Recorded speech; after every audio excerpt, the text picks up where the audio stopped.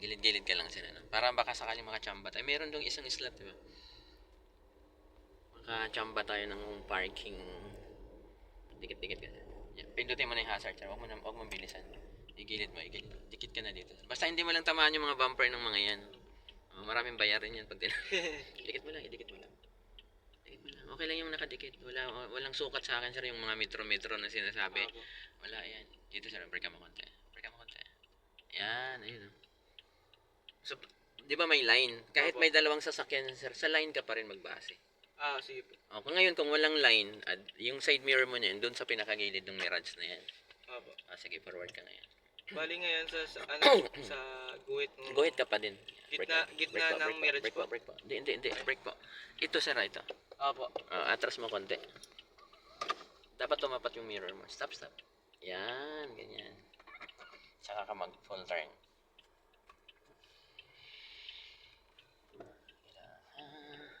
Hintayin mo dito sa na lumabas yung kaduluduluhan. Pwedeng yung dulo ng gulong ng Fortuner. Okay na po. Dulo ng sige, reverse ka. Full turn siya na yun. Yan, sige, reverse. Sige na, okay na yan. Huwag naintindihan yan.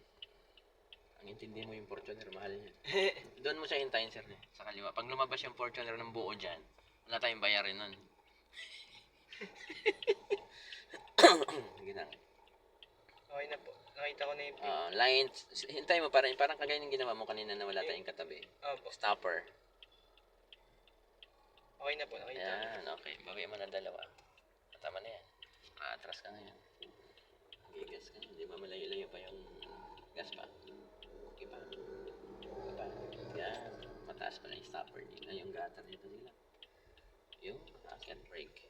Tapos ngayon, di ba, ang parking nila, sir, paharap. Ang atin ay patalikod. Ang side mirror mo na siya, pwede mong itapat dito sa bukasan ng pinto. Yung doorknob ni Mirage na yan. Sige. Yan, pwede na yan.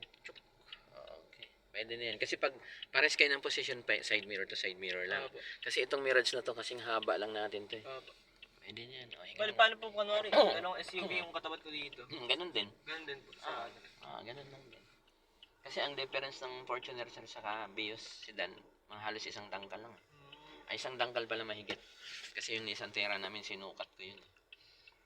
Isang dangkal mahigit. Halos dalawang dangkal ang haba ng SUV sa Pero kung titingnan mo, halos parehas lang sila. Yung lapad din. Yung lapad may konting lamang din lang ang SUV. Pero yung style ko nga sa pagpapark, ganun lang din.